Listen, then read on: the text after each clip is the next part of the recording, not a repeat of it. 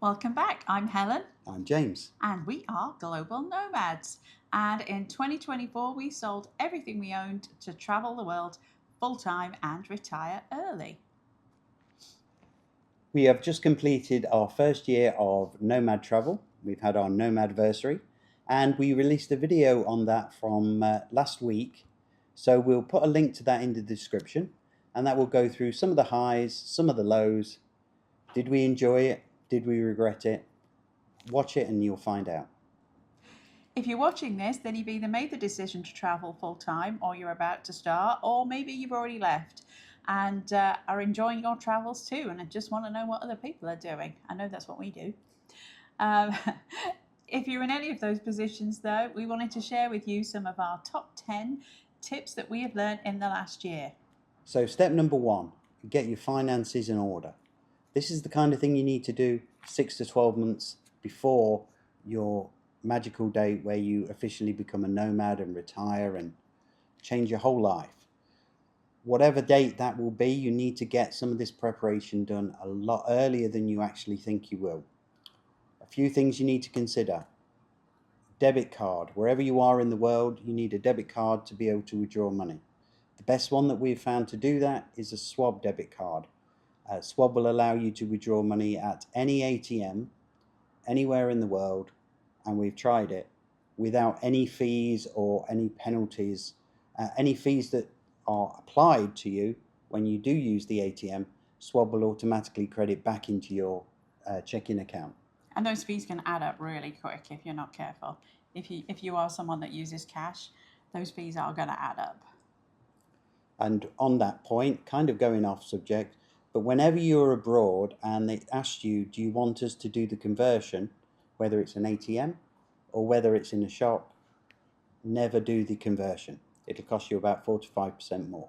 Pay in the local currency. Just pay always in the Typically, they'll local give you that currency. option wherever you are. If you're paying by card, they'll give you that option, and always choose the local currency. So you've got your debit card sorted. The next thing you need to do is have credit cards. Now, for us, we have a lot of credit cards.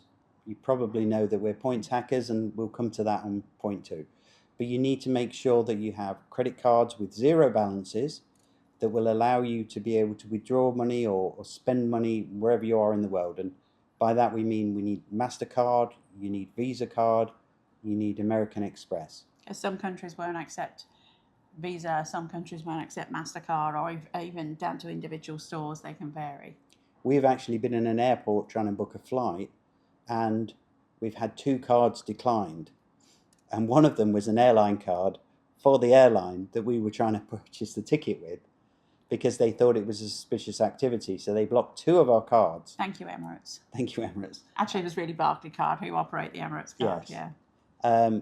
So we needed to have enough cards to be able to fall back on to make sure that that didn't cause us an issue. So having plenty of credit cards, all with 0 balances, is really important. The next... I was going to say, and also we had a situation where we had used a card. We typically go with Chase, but we'll talk about that in point 2. We used a card and it went through. Then we went, and literally 10 minutes later went into another shop to buy something else, and it was flagged as suspicious activity and it wouldn't go through. And even though we have 2-factor authentication set up, we didn't get the alert. And so we couldn't go in and say, no, it wasn't fraud. So that's another reason to have a backup and another backup.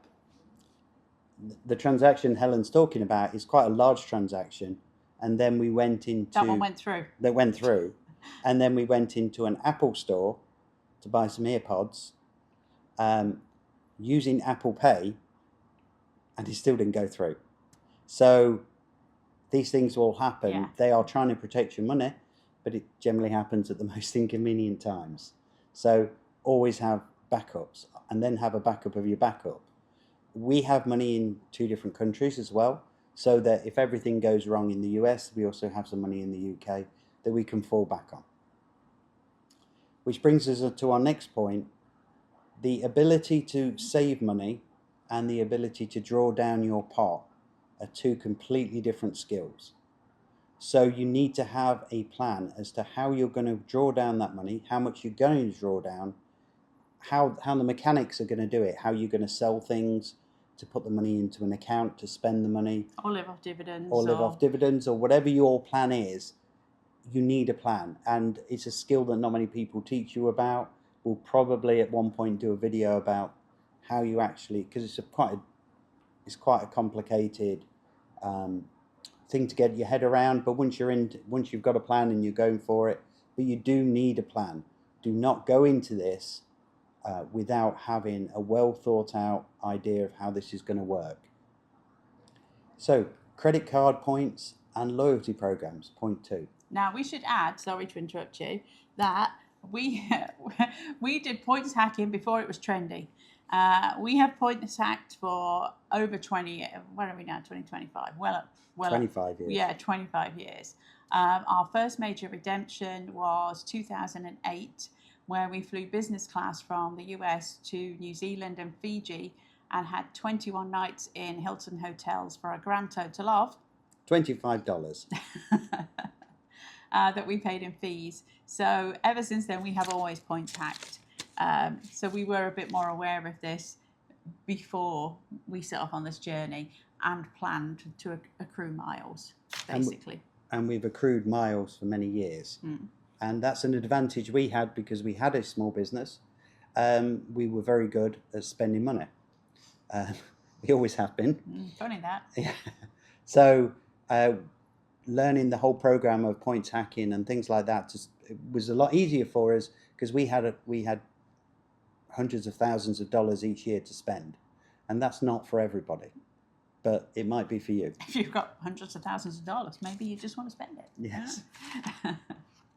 So the main loyalty programs that you need to be aware of are, in terms of hotels, you need to be aware of Hilton. You need to be a member of IHG, you need to be a member of Marriott, and you need to be a member of Hyatt. So they are the 4 main hotel brands, and that's in the US or worldwide, that you need to consider when you're doing this kind of plan. And you might want to think about having both, at least 2, because, for example, we use Hyatt a lot. But Hyatt's footprint in parts of the world is not as big as Hilton, say. Hilton tend to have hotels everywhere in the world, one of the brands or another. And Hilton was actually the one we started off with. Yes. So it's important, if you are going to stay in hotels, to have a think about not just sticking with one brand if you can. So once you've established, and you can just join on the websites, we'll put links in the description below. Once you've joined the 4 major hotel brands, it costs you nothing to do that. Then you need to consider credit cards with those 4 hotels. Now, the reason for having a hotel branded credit card is when you go and spend money at that hotel, you will get more than like a double of points or a triple of points. And they sometimes run specials where you'll get like 4 times points or 5 times points. To give you an example on that, in 2022 we stayed in the Hilton, the Conrad in the Maldives, which is a Hilton Group hotel, and we actually stayed there on points. But if you've ever been to the Maldives, it's expensive. We went for my 50th birthday, but it's expensive. And so I think for our stay there, we still spent in excess of $5,000. But because we used our Hilton credit card to pay for that $5,000, we actually earned enough points to stay, I think it was like another 5 or 6 nights. Yeah, I think because the card gave you 13 points per every dollar spent at a Hilton property. Diamond gives you double points. Which Diamond status, which is their top status, you automatically get for having the credit card. When that will give you access to like free breakfast, room upgrades, and executive lounge access. Yeah. So and you also get points anyway if you just I think it's a blue member is the first one, and then silver, then gold, then diamond.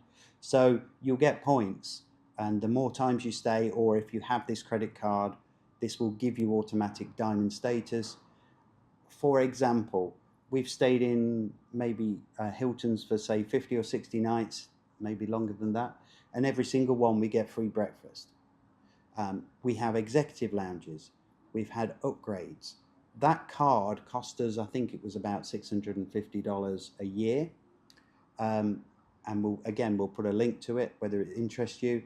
But we've probably saved, I think it's about $75,000 in hotels from using that credit card. And even if you're staying in this last year. Sorry, even if you're staying on a point stay, you will still be eligible for an upgrade. For example, last year in Vienna, we stayed on a point stay and we got upgraded to some big penthouse, big old fancy suite that was massive. On the top floor. On the top floor. It was amazing. Just because we were diamond. So certain hotels and certain brands do recognise your status more than others. And in certain countries, you get different reactions and different priorities. But the bottom line is, being a member of all four gives you a good opportunity to be able to find a hotel, not everywhere, but in most places in the world, where you can book and then you can get the benefit from. And always book directly with the hotel, as in the hotel's website. Don't use Booking.com or Expedia or any of those things, because you won't get the points. You'll get no benefits, you'll get no points. And they usually have a price match guarantee, so you're not going to book it cheaper on a third-party site anyway. No. So playing the game means sticking to those four brands. The other brand you need to consider, which is not a hotel, is Chase. So we have a lot of credit cards with Chase. We have personal credit cards, which is the Chase Sapphire Reserve, and Helen has the Chase Sapphire Preferred. And those credit cards allow us to earn points, which we can then transfer to companies like Hyatt. So we've got several million Chase points, and we can transfer them to another credit card, to another hotel brand, or to a airline, and we can use those points for those purposes. And when you sign up for the card, you're going to get a sign-up bonus usually anyway, so keep your eye out for the best bonus, but typically you're going to get anything between 25,000 and maybe even up to 100,000 points just for signing up for the card and meeting the minimum spend, which in some cases is not that much. You normally have 3 months to meet that initial spend. The Chase Sapphire Preferred at the moment was offering a 60,000 sign-up bonus, and we know somebody who signed up for that. It took them a week or so to get the card resolved and get the card in place. By that time, the bonus had increased from 60 to 100,000 if he spent $5,000 in the first 3 months. So he therefore did spend that money. He rang up Chase and they increased the bonus to the 100,000 points. So he's got 100,000 points plus the $5,000 he spent, and he's raring to go. And to put that into perspective, for Hyatt, for example, you can transfer Chase points on a one-to-one basis. So 1 Chase point equals 1 Hyatt point. And the lower tier Hyatt properties start at about 3,000 points. So if you've got your 60,000 point sign-up bonus, you've got however many 3,000 goes into 60,000. About 20 nights. And I'm useless at maths. So 20 nights free straight off the bat. You can stay in a decent Hyatt in Dubai for a month with that sign-up bonus, and that is. And we did. And we did, and that's with free parking, and you don't pay any taxes when you sign up or on resort fees when you book as a reward member, so you don't get any of those other fees. And we basically stayed there for free for a month because we got breakfast free, and then in the evening there's usually a lounge, which was being under renovation, so we had access to the buffet.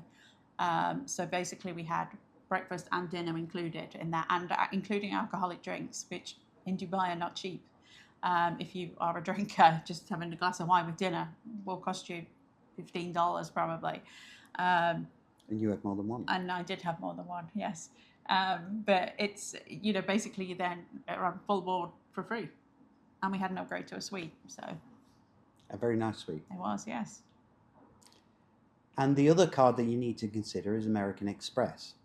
So with Chase, the currency is called Ultimate Rewards. So you can have more than one Chase card, and as long as you got the preferred or the reserve, then they can all feed into that one card, which enables that card's points to be transferred to an airline or to a hotel brand.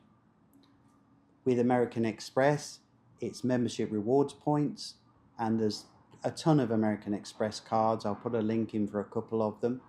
But again, they will give you the opportunity to transfer those points to Emirates, to Hilton, and they or will American, pretty much whoever your favourite airline is. You can always check out who you can transfer them to before you sign up. But they're more flexible than an airline-specific card. So if you are living in the States at the minute, you might always fly American or you might always fly Delta. And that's great, but once you start travelling internationally, those points become a little bit less flexible. So having a more flexible currency like Chase Ultimate Rewards and American Express membership rewards allows you to keep those points there and then transfer them to the airline that you choose to, and they will offer bonuses. So for example, if you transfer the points to Hilton, I think it's on a 2-for-1. So if you transferred 1,000 points, you would get 2,000. And then they do a bonus and double it. And the same with Emirates, the same with a lot of airlines. So you can't transfer all of the ultimate rewards to all of the hotels and airlines, and you can't transfer all of the Amex points to every single hotel and airline. But if you have both of those cards and you're earning points on both of those cards and keep the majority of the points there, that will give you a good opportunity to be able to points hack effectively.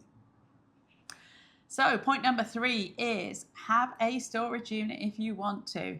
I see so many videos and I saw so many YouTubers Don't do it. when we were Don't prepping do to it. go saying, don't have a storage unit. You can't possibly be a nomad. Just get rid of everything. Now that's a lot easier for some people than others. Like, it was easy for you. It was not easy for me. And I know for a lot of other people it isn't either. We do have a storage unit in Florida still. Heads up, we used to live in Florida, although obviously we don't sound very Floridian, I know. We lived in Florida for 20 years though, and we do have a storage unit. The only things we really kept, although it did end up being quite a lot, is photographs and mementos, and like I have my mum's tea set that she got when she was 21. Our dog ashes. You know, these are all just things we are never going to get rid of.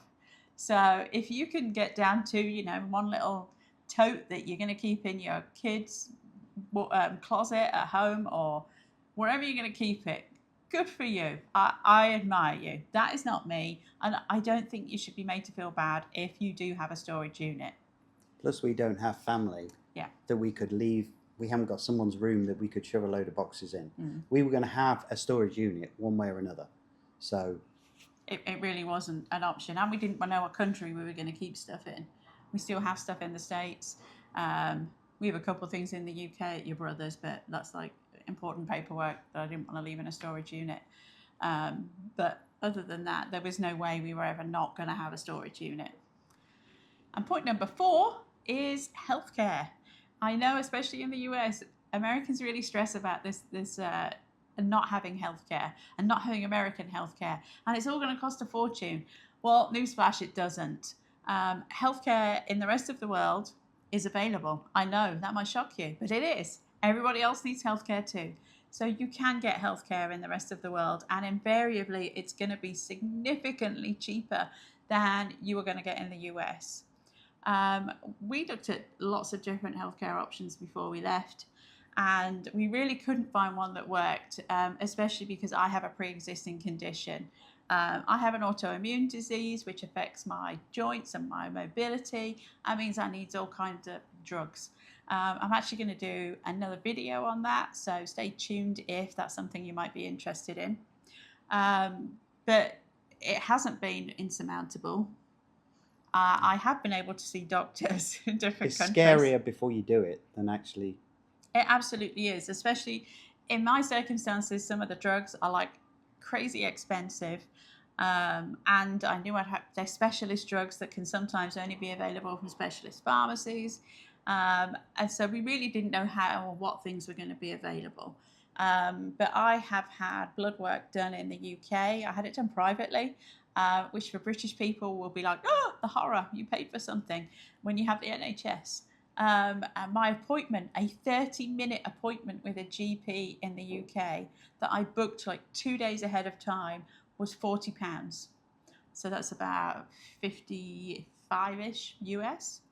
And I had blood work done there, which cost me about £100, which was basically, for those of you in the US, like a complete blood panel. And that was about £100, and I had it done in like a couple of days. It was simple. I had blood work done in Rome. Not Rome, Verona. Again, the same thing. Cost me about the same. I did a telehealth appointment with an online doctor. It was about €30, and then had my blood work done. And I also got a prescription in the Czech Republic. Blood work in Dubai? I had blood work done in Dubai with a whole big health assessment. I think that was about 125 US as well. Prescription meds typically are available. The only ones I've had a bit more of an issue with are like my specialist ones. But again, not insurmountable. You can still get them. But anything you need, like blood pressure meds, cholesterol, metformin, if you're type 2 diabetic, easily available, really easily available. Even one of my specialist drugs, a couple of those, we went to a pharmacy in Turkey and they were like, yeah, how many do you want? You could just buy it over the counter. In the tourist area. You didn't even need a prescription. So there's some things that you can easily buy in the UK and, in Europe, the rest of the world, that you won't be able to get in the US over the counter. So it is manageable, even if you do have a couple of pre-existing conditions. I don't think it's manageable with insurance, or in our case, we couldn't find an insurance that really made it work. So we have chosen to pay out of pocket. Now, that said, what we did do before we left the US was we maxed out what we could do on our insurance and went to every specialist we could think of that we might possibly need and had every possible test done and every possible thing that we thought we might need to do. We also made sure we went to the dentist right before we left and had a checkup. Optician, got new glasses. So we were like prepped and ready to go. So we did quite a lot before we left as well and tried to take care and make sure we were in the best shape possible that we could be before we left. But don't stress about healthcare. It's there, it's available, and don't stress about the cost because it's not that bad.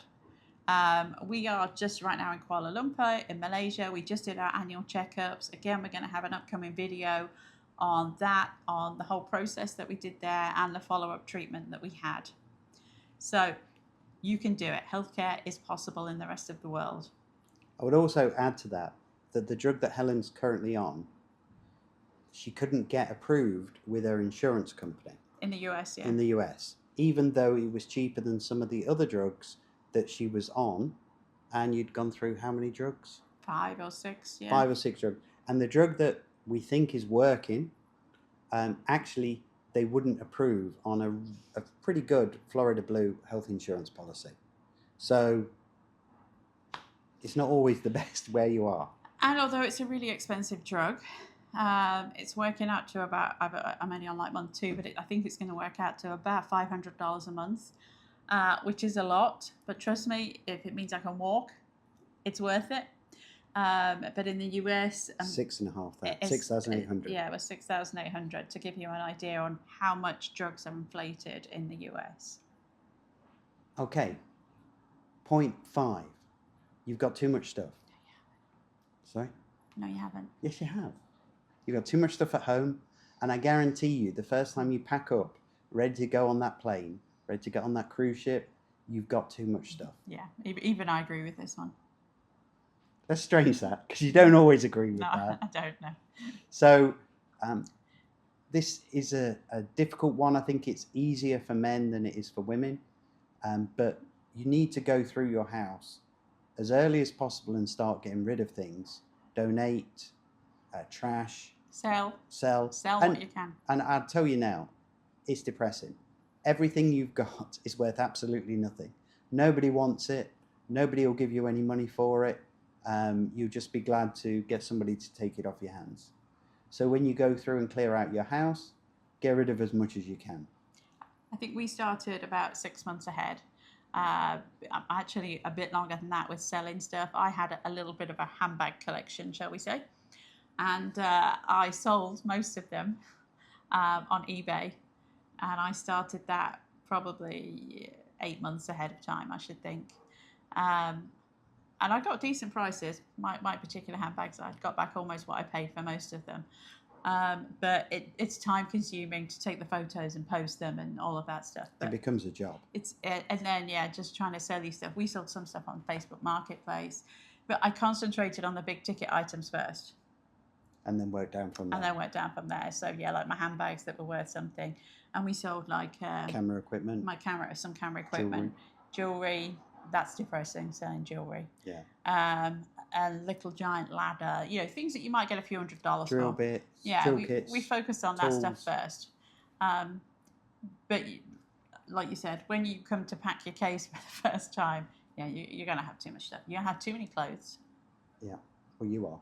And I still have. Did you not just buy two yesterday? I did just buy 2 new tops. Okay. In my defence, since we left, I've lost quite a significant amount of weight. And so, a few things were, yes, way too big. So in my defence, I have had to buy some new clothes. But you have to throw the other things away.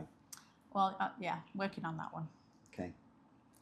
So stuff is just generally, it's going to be an issue for you. So get yourself sorted as soon as you can so that you make your life easier. And it's emotional. It's really, really emotional. Because you're probably going to find things that you haven't seen in a long time, and especially going through photos. We did digitize all of our photographs. We had a ton of photographs from my mum as well, and we did digitize them all, but I just couldn't bring myself to destroy them before we left. And our photos as well. I'm into photography, so we've always had a lot of photos. And I know that sounds ridiculous, but I just couldn't bring myself to destroy them before we left. So they are still in storage.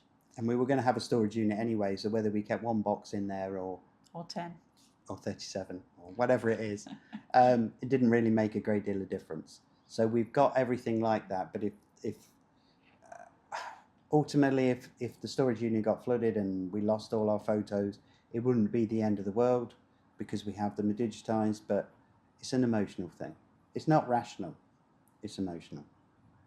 And we actually, when we left, we didn't know if we were going to go back to the States or when we would go back to the States to go through our stuff or what we were going to do. Will we ever have a house again?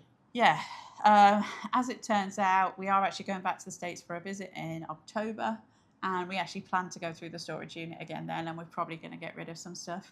We might also have some more stuff to go in there. Maybe an elephant. Or 300. So that brings us on to point 6, which is choose your luggage carefully and do a trial run with it. James mocked me initially because I spent hours researching luggage. Yeah, he did.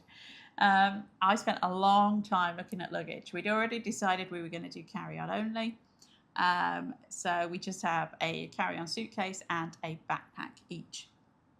And I literally spent hundreds of hours trying to choose my suitcase. We have the Mono's bigger carry-on, which again, we're going to do an updated packing video maybe next month after, on how that's going. Short answer is we love it. But I bought it about coming on 2 years ago now. And we knew that we were going to do a train journey across the US, and we figured that was a good time to try it out and see if we could actually do the carry-on. And that was 2023. Yeah, 23. 23. We did about a 2.5 week trip across the States, and we took the carry-on and backpacks. Now, originally I bought the Mono's backpack, for example, that went with the case. That one journey soon told us it was not big enough. It's beautifully made, really nicely made, but it was not going to work for what we needed. And I ended up selling it before we left. But do a trial run so that you can see what you need, what you don't need, how much stuff you've got, And honestly, you'll be really surprised how little stuff you need. I'm still A work in a progress. work in progress for overpacking, and I accept I really am. But if you had said to me 4 years ago or whatever, you can travel full time with a carry on, I would have laughed in your face and said, no way. You needed a big case or two to go on a 3-day That's cruise. right. We used to take 3-day cruises from Florida all the time, and I would take a big like checked bag suitcase in it, and you'd be sitting on it to close it as well. So we made and you'd wear nothing out of it. I would. I'd wear some things out of it, but it's progress. That's all I'm saying. But go on a trip if you can. Take your stuff. Try it out. We did a quick trip to Washington, D.C. to see the cherry blossom and Niagara Falls right before we left, which was interesting because we only had, it was cold weather clothes. And I'm like, there's no way we can do this with cold weather clothes. And it was freezing cold. Niagara was frozen. It was really cold. And we did. And there was stuff I brought back I didn't wear. So it can be done, but do some practice runs if you can. Go away for a weekend and just challenge yourself to just take it. And also, it gives you a chance to practice where you're going to put things and folding. I've watched a million videos on how to fold things and what packing cubes and should you use packing cubes, all that stuff. We're team packing cube. We are definitely team packing cube. But do a trial, see if it works.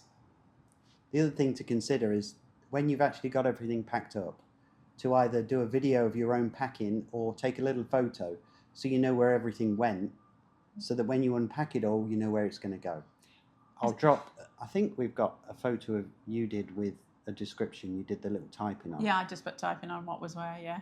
So I'll drop that in. Especially if you're somewhere longer. For us at the minute, we've been in Malaysia for 2 months. And I did pictures before we left because I'm like, there's no way I'm going to remember where everything went.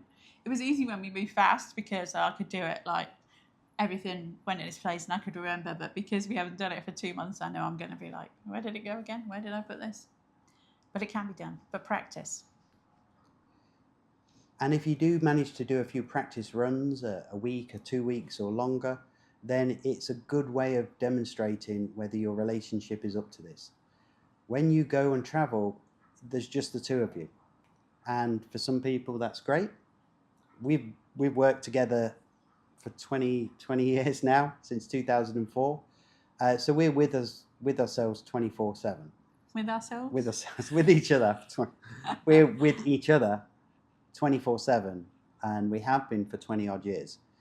So it was a lot easier for us that when we did our trial runs. One of our best trial runs, I think, was when we didn't know we were going to become nomads, was in 2022. And we went to on points. We went Dubai, we went the Maldives, and we went to Egypt. And we did all the flights, and then we got to the final flight to fly back to Florida. And that trip was 5.5 weeks. 5.5 weeks away from our business, away from our dog. But we came to the end of that trip, and we were sitting in the airport, and we looked at each other and said, not ready to go home. We want where do you want to go next? Yeah, we wish if we had a dartboard and we could throw a dart to just choose another destination, we would have done it.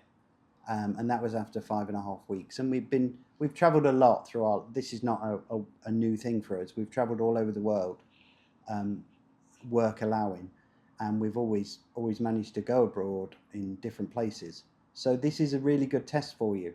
Push yourselves. Work out if it's the thing you like. You might do it and think, no, this is not for me. And great, you find out now rather than find out in 6 months' time. And if you want a real challenge, go on Amtrak in a roomette for 48 hours. Yeah. That'll test you. So do it.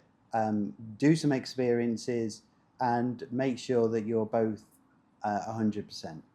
And then if you are, go and do it. So tip number 7 is plan and book the big things.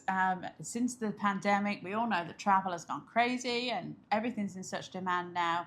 And if you're going to do some big things, you need to book ahead.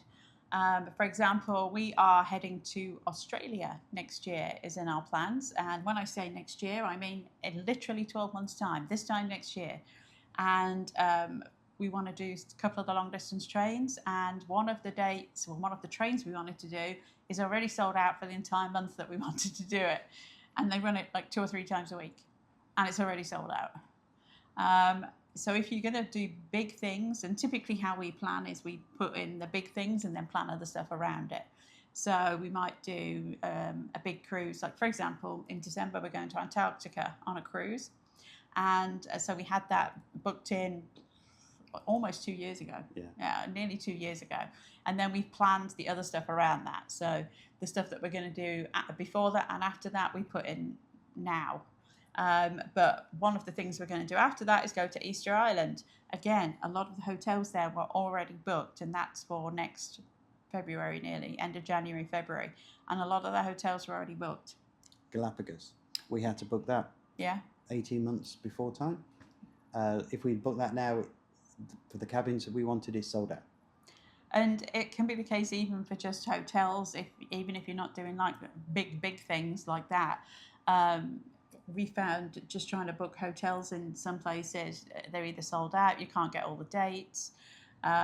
We're doing a train from Bangkok to Chiang Mai, and the cabins on that are sold out already. We did have one, but we changed our dates, so it was a whole other story. But we can't book another one. Things like the train Kandy to Ella, we had a hard time getting tickets for that too. So if you have got big things you want to do, make sure you plan them well ahead of time and get them booked in. If you are a planner, I know again this is everybody travels differently. And nobody's right and nobody's wrong. Exactly. This is the way we do it. Yeah. Not necessarily the way you should do it, but you should watch a lot of these videos and get a lot of ideas and then come up with your own system. I've seen other people who are like, yeah, we plan like 6 weeks ahead of time, and that would be way too stressful for me. I want to know a bit more about where I'm going, what bed I'm going to sleep in, and.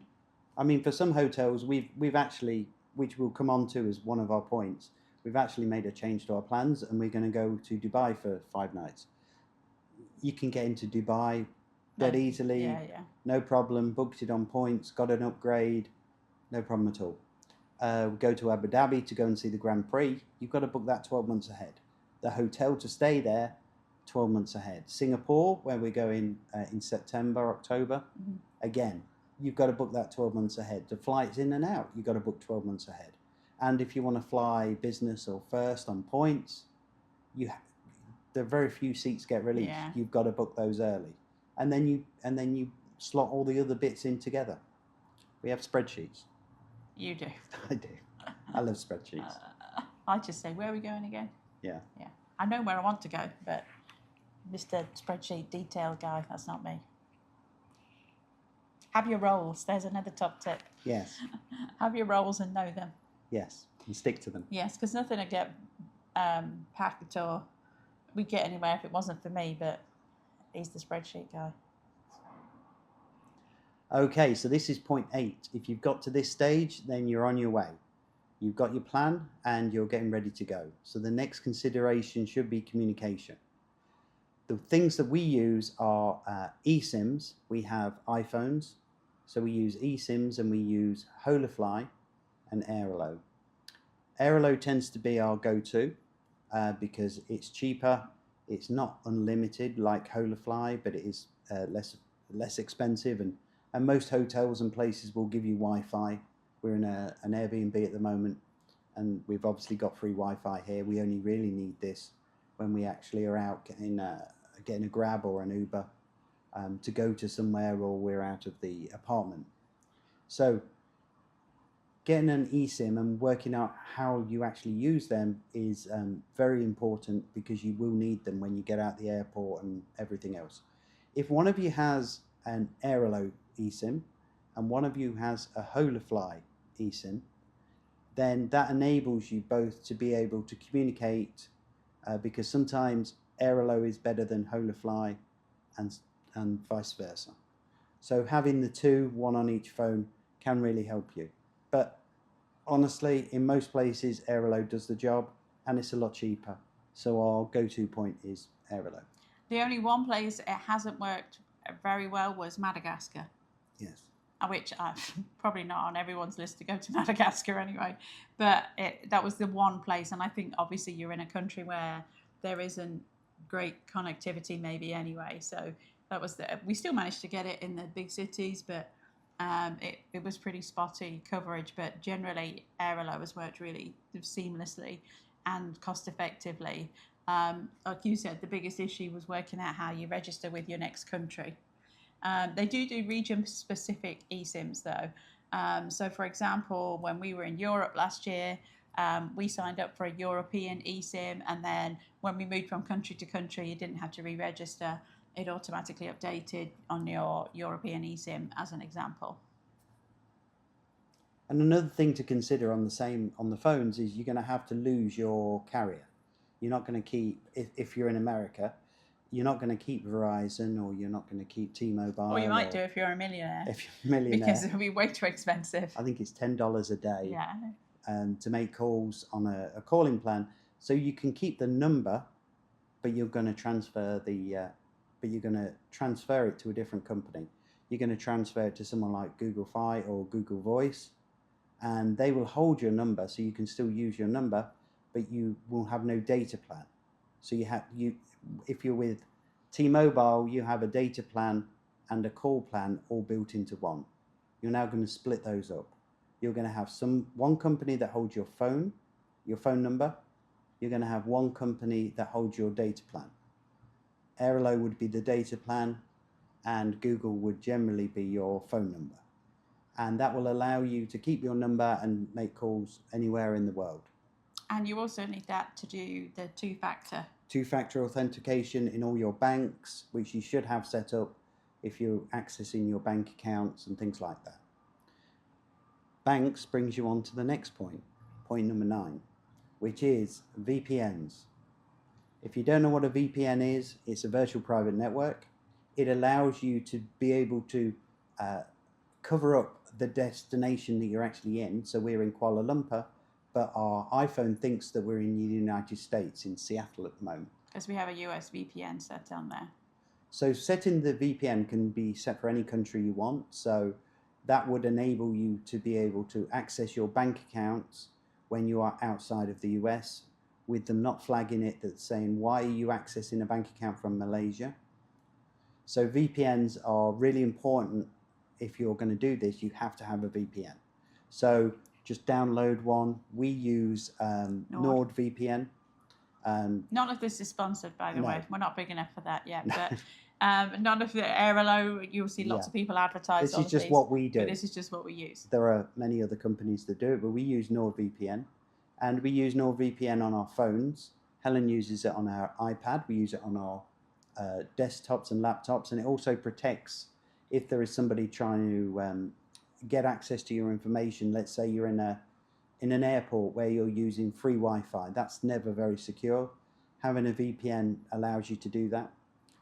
The other thing that we use our VPN is on our Firestick. Now, our Firestick, which is plugged into the TV directly behind us, will allow us to be able to watch TV shows from anywhere in the world. So we watch British TV shows, we'll turn a British VPN on. That'll allow Helen to watch EastEnders. Doof, doof, doof, doof. See who's been murdered today.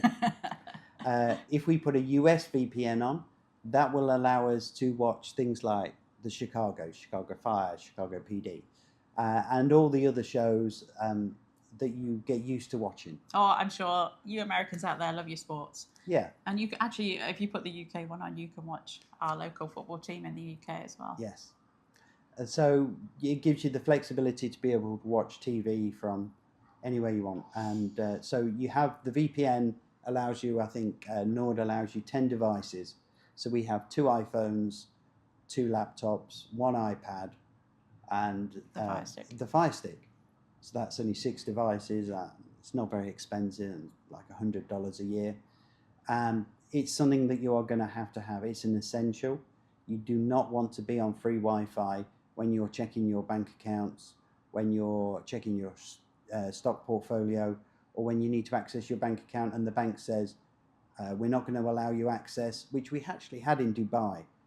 Dubai, actually, we could not access any of our finances without a VPN. And that was 2022 when we first learned about VPNs. We had to have the VPN on to be able to access any banking. So getting a VPN is essential. So our final top tip is, once you're on the road, accept this is not vacation. This is living. So if you don't want to do something, don't do it. You don't have to be out sightseeing every day. If you arrive to a vacation, it would be draining. It would be absolutely exhausting. We did some fast travel when we first left and in Europe, and it's exhausting. So you don't have to be out sightseeing every day. This is your life. This is not a vacation. So don't feel like you need to be out doing stuff all the time. And if you arrive at a place and it doesn't feel right, change it. Don't be afraid to change it. You have that choice. You have that option. We went to one hotel. Well, actually, there's a couple that we've been to. One in Europe we did actually walk out of. We just didn't feel comfortable. It didn't feel right. Didn't feel comfortable, and we left. And one earlier in the year in Sri Lanka too, and we didn't leave, and we should have done. And we did. Well, we did eventually. But the point is, if it doesn't feel right, it probably isn't. Don't be afraid to change it. If you want to do something different, if you get to a place and you're like, oh, this is really not what I was expecting, change it. Yeah, that you've got that freedom to do that. That's what this lifestyle gives you. And don't be afraid to make that choice. That's your life. Do what you want. And the thing is, when you book hotels with credit card points, they're very flexible.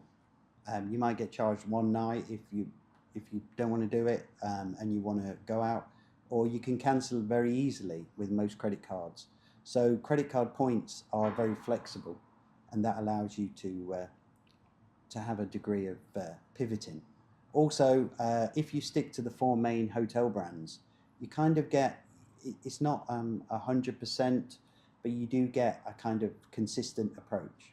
So things that you expect in a Hilton or a Hyatt, generally you'll find them all over the world, and that will give you a degree of comfort and ease. And I'm going to add a 10A in here, which I probably shouldn't, which is YOLO. Literally, you do only live once. We have chosen to do some really big ticket items in this first couple of years. If you do end up watching my video on my autoimmune disease, you might get why. Because ultimately this could really affect my mobility. It already does, but who's to say in 5 years or 10 years or sooner or less, I could end up in a wheelchair. Who knows? I don't know. Now, that's not the end of the world. I could still travel, but so there are some big things we want to do while we can and while we're younger and we're more physically able to. So that's really why when we talked about quite a few big things that we're doing, that's the reason why. And, you know, we, like a lot of people, when you start to get to our age and older, you do start to lose friends and family members. And it really does bring that truth home that you really do only live once. You only got this short time here, make the most of it. And by doing this nomad lifestyle, it's not forever. It doesn't have to be forever. Just because you're doing it now doesn't mean it has to be forever. Do it now, enjoy it. And then if you want to change your mind, you can. You're here for a good time. Not a long time. Not a long time. So thanks for watching this video.